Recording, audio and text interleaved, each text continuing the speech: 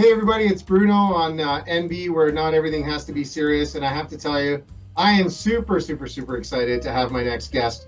And it's Arian Guedes, who is a registered psychologist at New Vista Psychology and Counseling Services.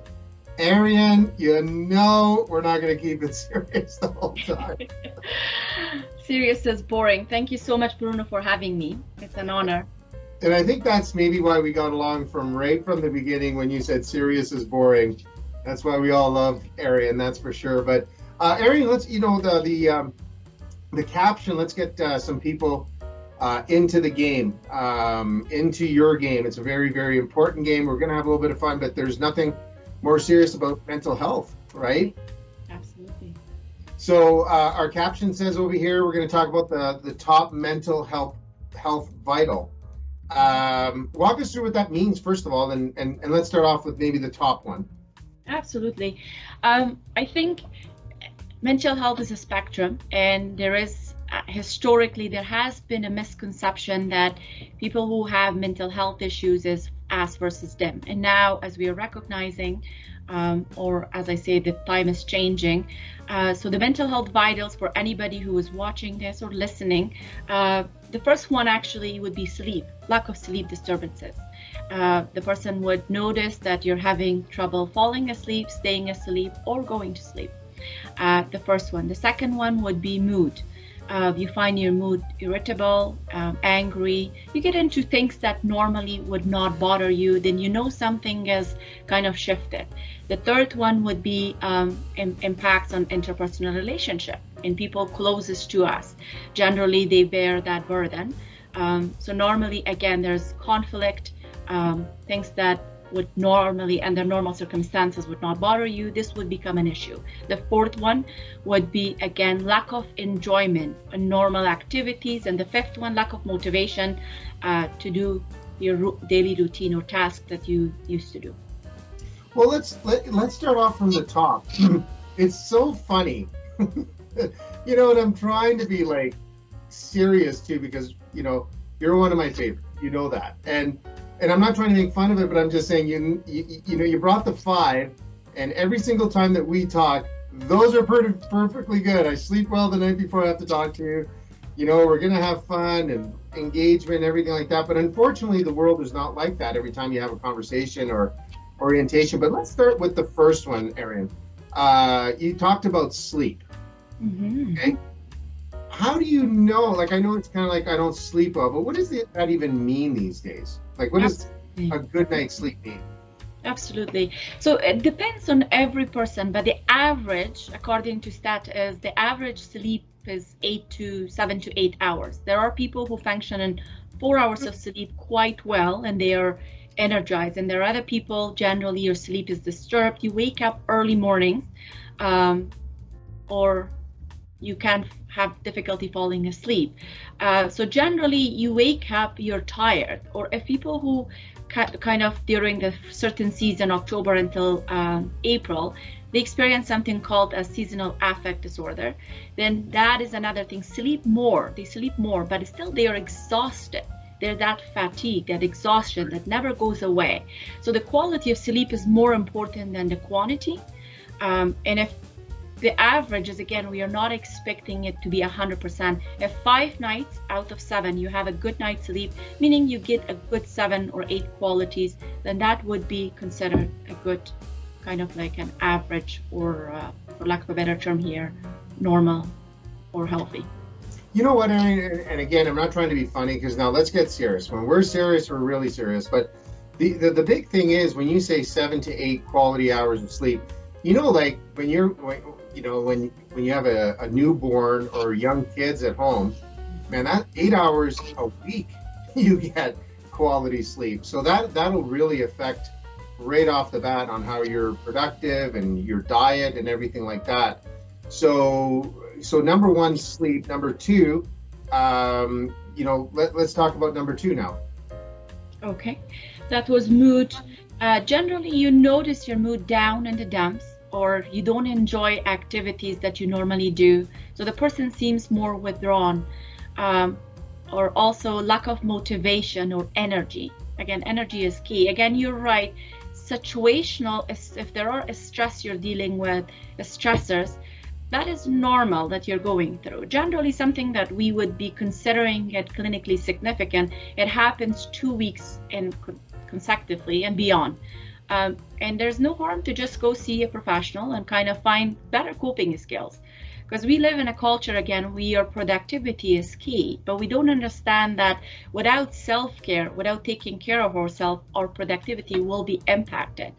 So I think it's key that you understand the vitals of mental health, and if it is persistence, 2 weeks and more, it's important to just see a therapist. And one of the fear I think I hear from a lot of clients that if I go to therapist, they're going to diagnose me if I go to see a psychologist, and that is further from the truth. Sometimes you just can be proactive to understand how to develop better coping skills, positive habits, so that you do have your best version of you, whatever in that circumstances may be. Arian, isn't that funny? I have a pen in my hand because I'm actually writing down notes when you're talking, right? Mm-hmm. So, I appreciate everything that you give, but, before we go to number 3, of the top mental health vital, you mentioned go see a professional. You're a professional. Tell us a little bit about Vista, your practice, because it is your practice. You started it, correct? Absolutely. So New Vista Counseling and Psychology, we have a group of psychologists. They are all trained in various different modalities. So we do from couples counseling, family therapy. We address occupational stress, burnout, depression, anxiety, trauma, PTSD. And most of our counselors are quite client-centered, meaning that they meet you where you are, they help you, they develop goals with you, and we are outcome-driven. We do believe that positive changes are possible, that you deserve to live a life that is giving you content, peace, and also to enjoy your personal relationship with others and yourself. So yeah, our professionals help you. There's no waiting list. That's the good thing. You could just call. We offer both in persons, following all the restrictions that are we're following, as well as online secure platform. Mm-hmm. Well, if you want to get in touch with Arian or a great team, underneath here, we have the link, mm-hmm. and I know you get back to them right away. I know that for a fact, mm-hmm. Because that you always pride yourself, ever since I met you, to get back to people really, really quick. So let's just say they do get you. I know it sounds like crazy, kind of silly, but if somebody leaves a message, when can they expect a call back from you typically? Absolutely. Normally within 24 hours or even before. If this is the business hours, we can get back to them right away. And alternatively, they could also book online, so they could access it. We have a platform called Owl, so they could just go ahead and book online or email us, and either myself, one of the other psychologists, or the operational person who is answering, they will get back to them as soon as possible. Yeah.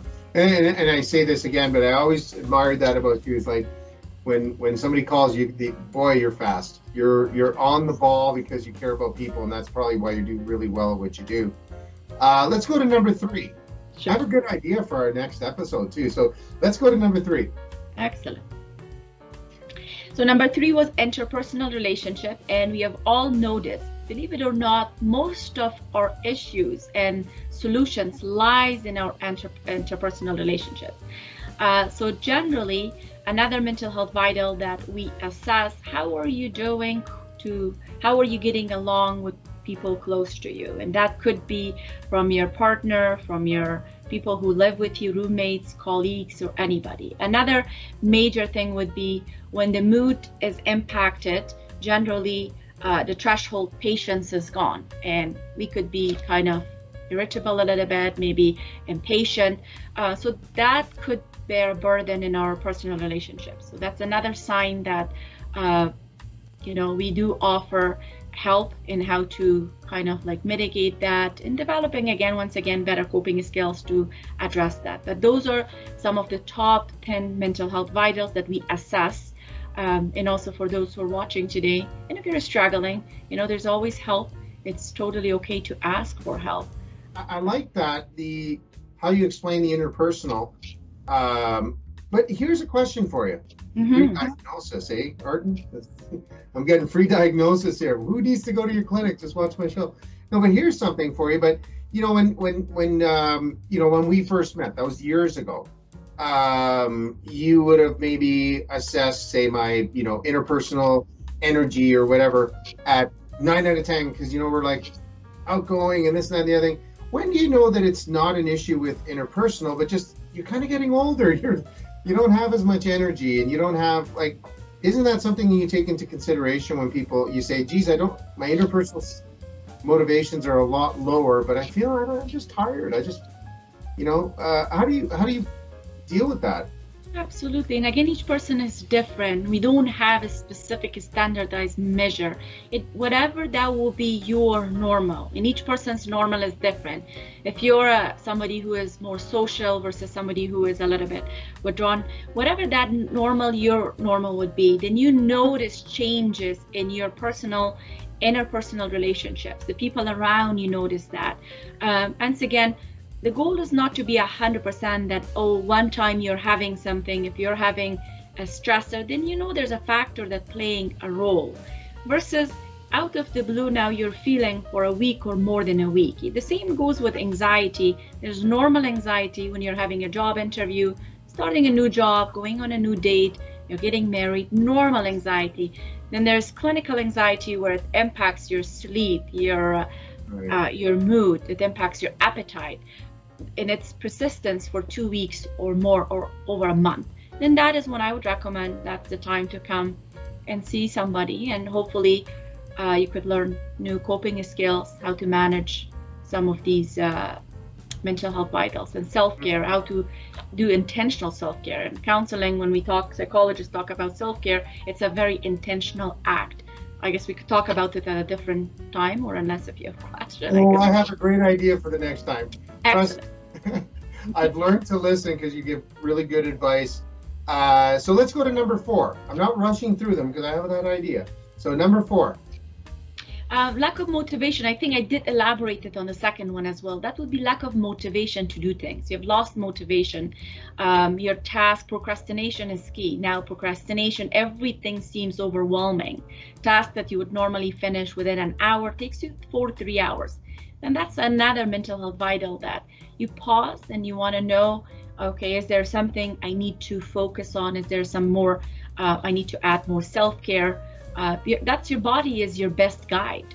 So these are some of the signs that kind of gives you an indication that we need to pause, take a break, and then either focus on self-care or address whatever the stressor that we are dealing with in a more kind of objective or in a more in tune way. So before we get to the last one, number 5, 2 things. Number 1, they want to get in touch with you. The link's below. Number 2, what I would love to do, I'm putting you on the spot here because you have to say yes, I know, but I think we should have separate episodes on each of those 5. And right now we're just identifying them. Just identifying them doesn't help you out at all, I don't think. You just kind of, it makes you a little aware. But why don't we come back one day and break down all 5 in each episode a little bit longer and say these are some of the things that we would work on together, right? So is that you saying yes? Yes. Absolutely. Okay, good. Oh, absolutely, yeah, because you're right. Each one has a separate intervention, and each one has a separate, but I was just talking in overall some of the, So you promise you come back? I do. I will. All right, good. So let's finish off with number 5 before we go to our next. Or you can tell people we're going to have another episode, but I'll tell you what we talk about the next episode after the number 5. So number 5 is.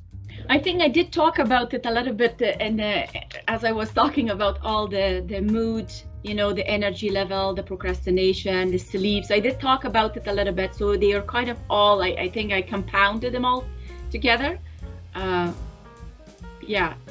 So what I'm going to do is I'm going to tell everybody out there that we're going to have another episode. In our next episode, we're going to be talking about, kind of drum roll, this is kind of always a little scary, but the 4 main factors, that identify maybe a divorce is coming or a breakup. So I know that that's one of your areas of specialties, correct? What are the other areas of specialties before we tune out on the first episode here? Absolutely. I mostly work with couples relationship, trauma, PTSD, and then the general health, mental health, which is depression, anxiety, occupational stress. But my main focus is couples, recovery from infidelity, building how to manage conflict, how to develop better communication, and then trauma and PTSD. You know what? We're here with Arian, registered psychologist at her firm. We're a wonderful firm, New Vista Psychology and Counseling Services. Arian, thank you very much. We're going to be back, you promised. So we're going to be back and we're going to be talking about 4 factors of divorce and breakup. Is that okay? Excellent. Thank you so much, Bruno. Hey everybody, I hope you enjoyed this episode. Remember, if you want someone you know to be our next guest, simple. Click below in the description and we'll get in touch with them. Thank you for watching and please subscribe and you'll never ever miss another episode.